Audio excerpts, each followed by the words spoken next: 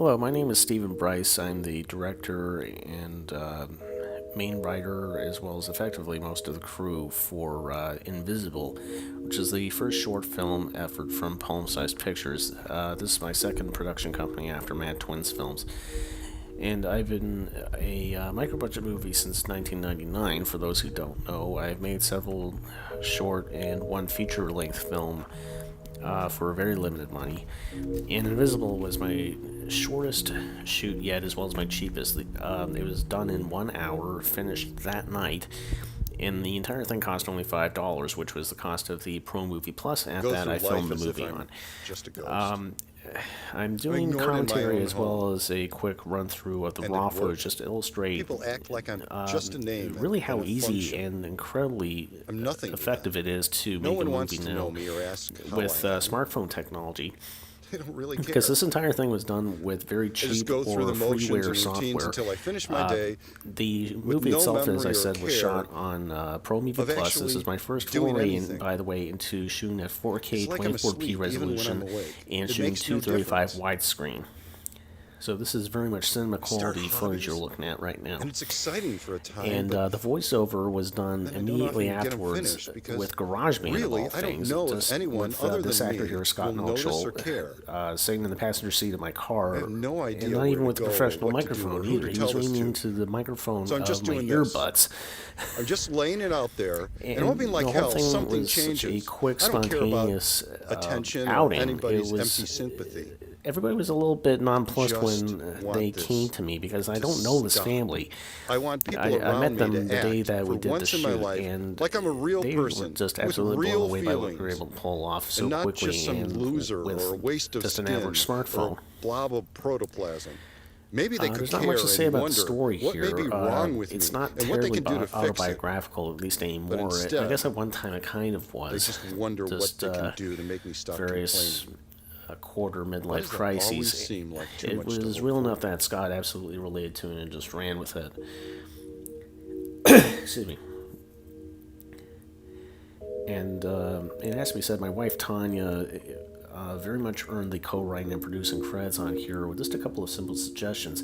Because at one time, even though the movie was always designed to be a very quick and dirty shoot, basically just to make the point of what I can do with very limited means as kind of a calling card movie, she was the one who suggested, rather than basing it in somebody's house and the surrounding neighborhood, just find a park near our own house and shoot everything in there.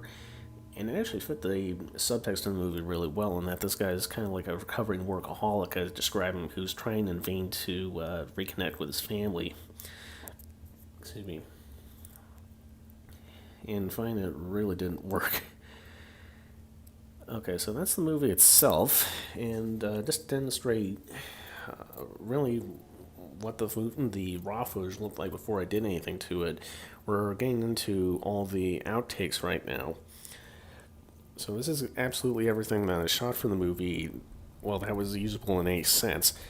There were a few things that didn't make it into the final picture, like these establishing shots. But basically what you see is what you get. This whole thing was filmed and voiceover recorded in an hour. And as I said, all the editing was done that night. It was a very, very quick process. I'm not arrogant to think that every movie can be done quite this way, but it really goes to show that you don't need to overthink things when you're trying to make a movie on a micro budget. You really can just come up with the simplest thing, and as long as it says something to people, that's really what's important. And just taking advantage of any kind of production quality you can get. Like, for instance, this shot here, I'm just staying on a bench. And as we said, these kids were probably the biggest troopers I ever could have asked for. I mean, Abby and Scott are both semi-professional models, so this is kind of old hat to them, but Wes had just tagged along at the last minute because no one was available to watch him. Okay, cut. Occasionally we'll see my thumb come into these outtake shots. And here you can see it looks a little bit different from how the finished movie turned out, even taking the 235 matte into account. Scott didn't quite sit in the spot that I was hoping for, so I wound up zooming in and cropping the shot a little bit. And you don't even notice it. It's, in terms of resolution, it's such a great Action, guys. great benefit to 4K. And this is the only shot that I color corrected because my thumb slipped on one of the settings and the exposure ran away from me a little bit. I tried to correct it on location as well as I could, but still had to darken it slightly or increase the contrast. But again, 4K gives you so much room to work with in terms of color sampling that this is such a, how do I put this? It's very liberating compared to my previous filmmaking efforts, which were all done on SD video. Okay, take 3, go. Which, quite frankly, was kind of primitive even by the standards at the time, because I mean, I was shooting in SD on my last movie, Fight or Flight, which is in 2011. Even at that point, SD was kind of an obsolete format. So I basically did this movie just to get a calling card for palm-sized pictures out immediately, whether it was for some kind of promo movie work or something I can maybe show to investors or crowdfunding campaigns later on for a more ambitious project. Just making the point, okay, this is what I can do for $5 in an hour. Imagine what I can do with an actual budget.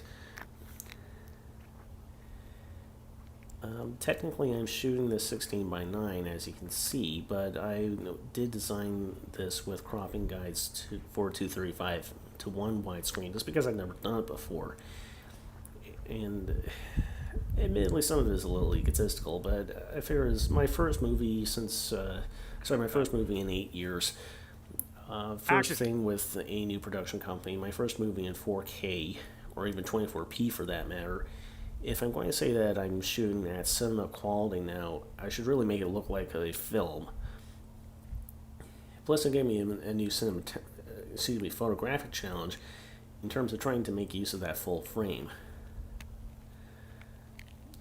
So the kids and the vast space provided by this park really were helpful, because basically how I filled the frame was simply just putting the kids in the background a lot of the time, which fit the story very well, because the kids are kind of dragged along on this outing with their dad, who they've barely seen through any of their lives, and they're basically just paying lip service to him. That was the general motivation that I gave the kids. And Scott absolutely got this material, so he didn't really need very much direction at all. If anything, it was mostly here that I need to get more takes out of him, just to try to get him to kind of break down the armor a little bit. He's a very open and sensitive guy, but I need him to kind of turn off the masculinity a little bit, and I mean that in a non-degrading way, because this is meant to be a very private moment where he's wondering if he's, pardon my French, fucked up beyond all repair.